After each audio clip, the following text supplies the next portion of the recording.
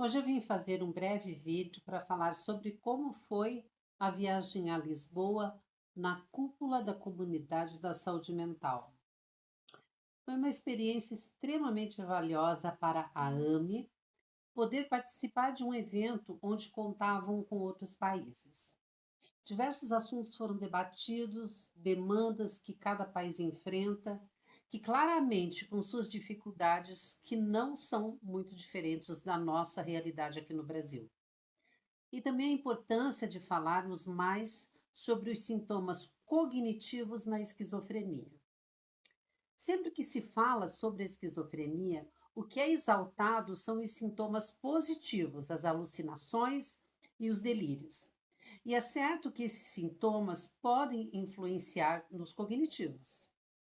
Se a pessoa com esquizofrenia está ouvindo vozes de comando, sua atenção será desviada por conta das vozes, tirando assim a sua concentração. Foi dito que nos Estados Unidos as vidas são impactadas em 90% nos familiares e 85% na pessoa com esquizofrenia. Algumas frases ditas a respeito de como é viver e conviver com a esquizofrenia. Uma mãe relatou que o filho não gosta de falar sobre o passado. Já uma outra relatou que é difícil dizer se não é uma resposta automática, se é por ter o cognitivo afetado ou porque realmente não lembra de algo devido a um trauma. Um paciente falou: Eu não me sinto humano. Parece ter muitas dificuldades com multitarefas. Outros reclamaram que você não deve fugir de questões para trabalhar o cérebro, mas o médico, por diversas vezes, diz que o paciente não pode trabalhar. Uma das reclamações geral foi: custo dos cuidados custam muito caro. Uma mãe diz que sente falta de seu filho, por já não ser mais o mesmo de antes de adoecer, e é o que todas nós pensamos. O que vai ser de meu filho quando eu não estiver mais aqui?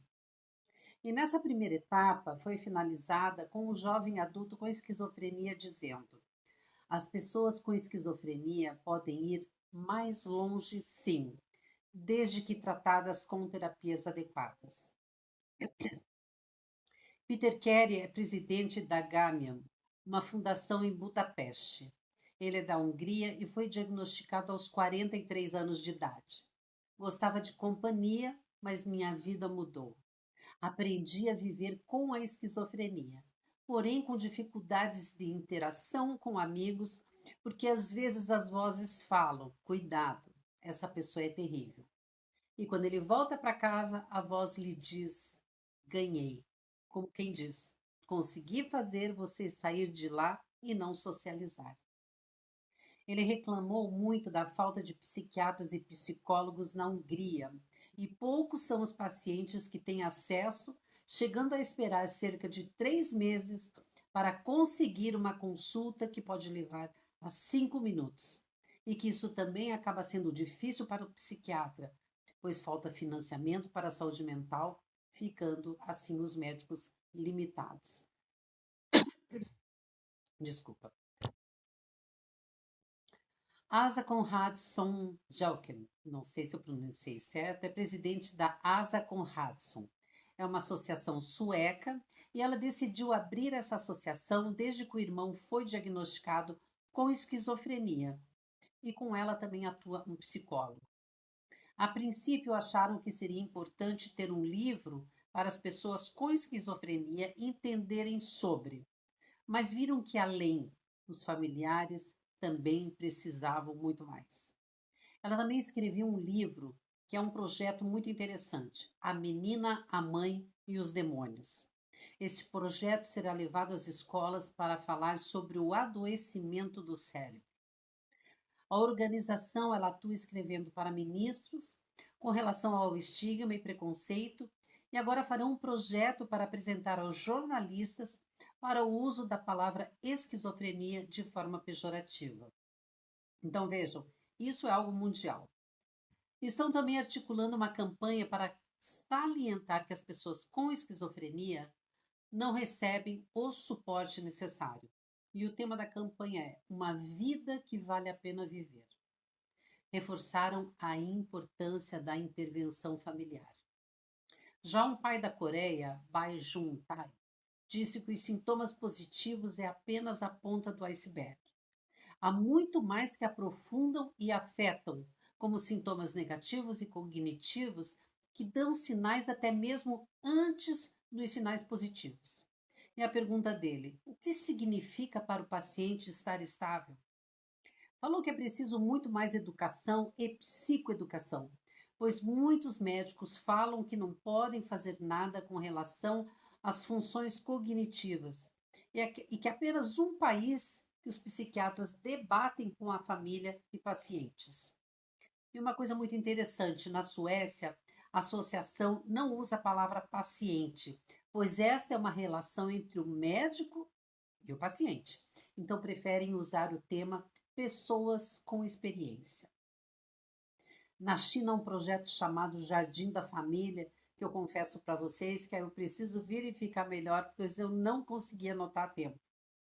E algo que gerou um bom debate foi o fato de crianças assumindo o papel de cuidador. Uma psiquiatra chinesa presente no evento, ela contou que seu paciente sempre ia com a sua filha, uma criança ainda, mas que ela teve interesse de perguntar a ele como ele se sentia como pai. E então foi comentado que na Europa, se a pessoa com esquizofrenia, pai ou mãe, for severa a esquizofrenia, o governo acaba por tirar os filhos da família. Peter disse que a sociedade acaba pressionando, dizendo que a pessoa com esquizofrenia é louca. Muitas sugestões em grupos de trabalho e, entre elas, plataforma digital como o TikTok, para profissionais da saúde e psiquiatras acompanharem o paciente. Mas foi levantado que o custo certamente seria altíssimo. Desafios que nem todo mundo quer aparecer, e esse é um desafio que devemos alcançar e mudar. E essa foi uma fala de uma pessoa com esquizofrenia. Ultrapassar o preconceito da esquizofrenia. O uso da terminologia tem que ser usada de forma correta. Campanha de conscientização pública, uma reflexão do paciente do que está acontecendo, envolvendo pesquisadores, políticas públicas, cuidadores, assistente social, uma celebridade à comunidade. E também um filme, um curta, O que é esquizofrenia? E o objetivo é falar das mudanças comportamentais e reduzir o estigma e um recurso que fale sobre cognição, empoderamento para órgãos de pacientes, sistema de saúde e ao que toca o desenvolvimento cognitivo. Um vídeo para colocar nos metrôs. Empoderar os meios de comunicação e educação, difundindo a mensagem para acabar com o preconceito. Essas foram algumas ideias debatidas por ONGs e pessoas com esquizofrenia. E qual o impacto cognitivo? No que atrapalha a vida do indivíduo? Algo que sempre eu falo aqui, pessoal, o uso da palavra portador. Não existe, não se porta um vírus. E algo que me deixou perplexa é que na França, poucas são as pessoas que querem ser psiquiatras, salientando a importância de apoio de pares, pessoas com experiências pessoais voltadas à saúde mental, com ideias positivas e que encontros pessoais são muito importantes.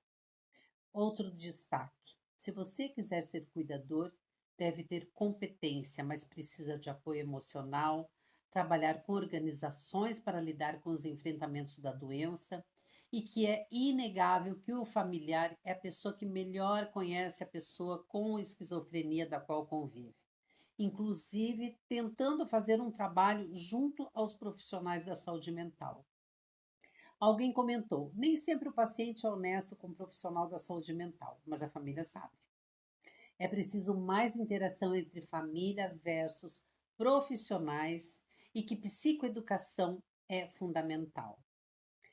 A AME manifestou-se falando sobre a dificuldade de adesão das famílias e, quando procuram a associação por diversas vezes, pensam que chegando lá irão encontrar a solução, a cura.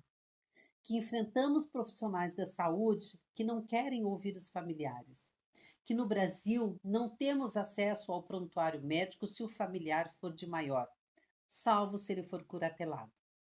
E falamos sobre fazer abordagem na pessoa com esquizofrenia quando a mesma se encontra em profunda confusão mental. Em Portugal, tem procurado reduzir o estigma, mas poucos são os serviços de suporte de pares, e que existe uma necessidade de coletar dados na população com esquizofrenia, que é importante enxergar a pessoa com a doença mental e o primeiro passo é ouvir a pessoa com cuidado, com carinho, para poder entender seu sofrimento e entregá-la nos cuidados da saúde mental. Na Arábia Saudita, não existe nenhum dado nacional de pessoas com esquizofrenia e que o acesso aos hospitais são algo de grande dificuldade, mas que o governo pede números para a associação para mostrar as necessidades. O Peter fala que é preciso ter uma comunicação aberta com as pessoas com esquizofrenia para trabalhar o estigma que parte de muitos deles também, principalmente dos familiares. Para isso, é preciso que comunidade, familiares, pacientes, associações, governo participem. Outra questão levantada é que saúde mental nas escolas não existe. Não está incluído no currículo escolar. E isso é algo que deveria fazer parte. Apoio psicossocial. Quem está interessado em investigar e financiar?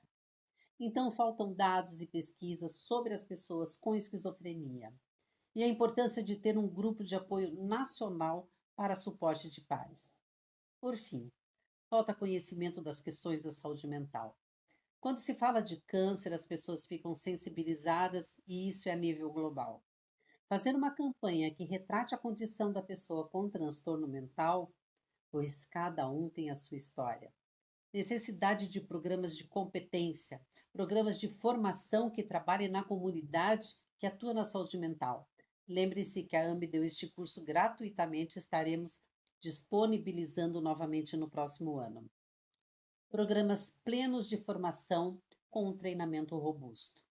A psiquiatra da China diz que já participou de vários eventos globais, mas que é a primeira vez que ela participa de uma cúpula com ONGs e que se um dia tiver um evento como este na China, ela convidará pessoas do governo para que possam ouvir as histórias reais.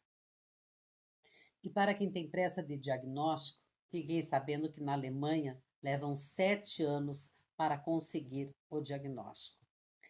Eu tentei aqui, em poucas palavras, falar o que foi debatido, entre outras questões. Mas garanto a vocês que esta viagem foi de grande valia para a AME e para mim, como representante das famílias brasileiras. E termino com uma frase: a esperança é uma rocha que resiste ao tempo. E cada rocha resistente tem uma história e tem um nome. Eu agradeço a Beringer por proporcionar tanto conhecimento, levando a AME para outros mundos e trazendo para nós um pouco destes mundos.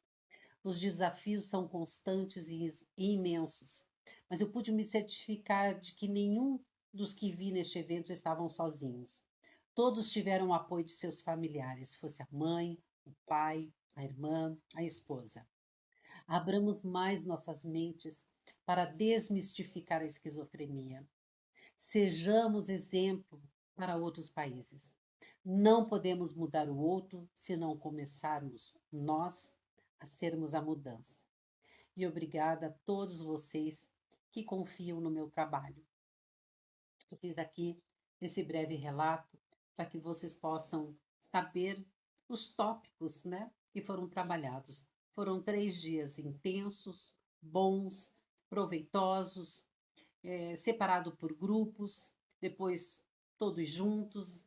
Foram apresentados alguns outros trabalhos de outras associações da Austrália, que é uma coisa assim que eu cheguei a comentar que para nós é utopia, mas um trabalho fantástico.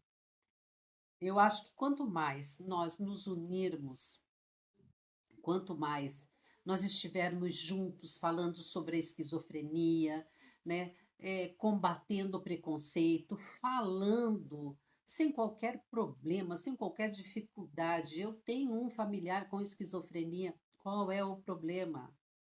E isso eu ouvi das pessoas que têm esquizofrenia nessa cúpula.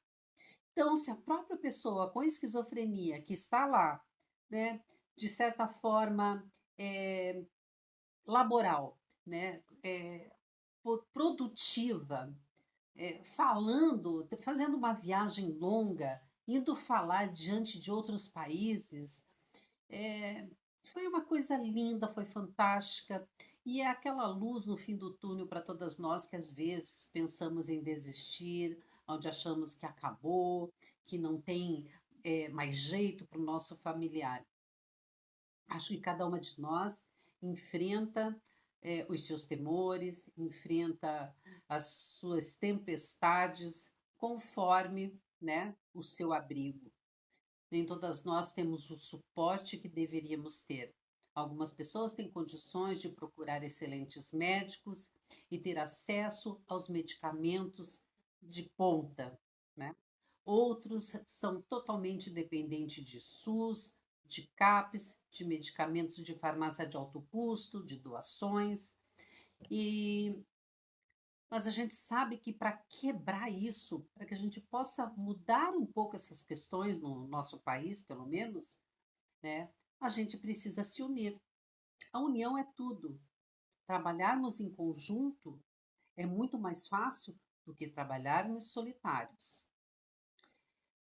Então eu agradeço a cada um de vocês que tem confiado no meu trabalho. Eu agradeço muitíssimo a Beringer por ter me dado essa oportunidade de ter ido representar as famílias do Brasil em Lisboa. Eu tenho certeza que outras oportunidades ainda irão acontecer. Eu acho que isso aí foi uma janela que se abriu para que outras coisas possam acontecer. Isso vai dando cada vez mais credibilidade ao nosso trabalho, porque a gente sabe que sempre tem aqueles que apontam, ah, tá indo a passeio, né? Tá indo se divertir. Não, eu não fui a passeio, eu não fui me divertir. Foi o bate e volta praticamente. Eu tive um dia livre, né?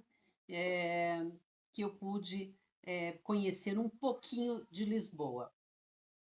Mas eu fui mesmo a trabalho, eu fui dedicada, eu fui concentrada, né, para aprender um pouco mais, para saber um pouco mais, para levar um pouco mais daquilo que nós também passamos aqui. E posso dizer que fico muito feliz, né, pelo que a AME apresentou do nosso trabalho, né, dos aplausos que recebemos, como todos lá receberam, cada um apresentando as suas associações, né? Mas o que eu mais percebi, né, diante disso tudo, é que as dificuldades são praticamente as mesmas em todos os países e que as famílias estão à frente de tudo. Nada começa sem ter o familiar à frente. E eles não vencem, pessoal. Uma pessoa com esquizofrenia não vence se ela não tiver o amor e o apoio da sua família. Então, por mais difícil que esteja sendo para você nesse momento, lembre-se que nada é para sempre, né? Que depois da tempestade sempre vem um arco-íris. Eu espero poder aqui ter elucidado um pouquinho da minha viagem, que não é fácil de colocar aqui, porque foram 3 dias, né? Tudo em inglês, tinha tradução simultânea, mas ficava difícil estar ouvindo a pessoa falando inglês, eu escutando a tradutora e tentando escrever. Então, alguma coisa sempre se perde, né? E todo o material que eu recebi também acabou sendo em inglês, não muita coisa que a gente recebeu, mas foi em inglês, mas que foi assim simplesmente fantástico. Foi uma viagem assim para mim que eu não tenho como falar, né, tamanha alegria e tamanhas essas informações que eu pude trazer, tá? E lembrando, tudo é possível quando todas as pessoas realmente querem sair dessa sua zona. A gente usa o termo zona de conforto porque a gente às vezes se sente confortável em estar ali e não querer sair e ir à luta com medo de enfrentar outras coisas. Então, por isso que a gente usa o termo zona de conforto. Mas existe uma associação na Espanha onde já tem 80 funcionários. É um prédio, já é uma casa própria. Né? E por que que nós não podemos ter isso no Brasil? Basta que nos unamos, basta que nós consigamos profissionais também que atuem conosco. Quando eu falo a respeito de as pessoas se associarem, né, isso independente de ser para a AME ou qualquer outro tipo de associação e pagar as mensalidades, é para que a gente possa realmente ter recursos para participar de eventos. Esse eu fui com tudo pago, mas eu poderia participar de outros eventos sendo pagos, como esse que eu fui ao Rio de Janeiro, né, desde que nós tivéssemos verba.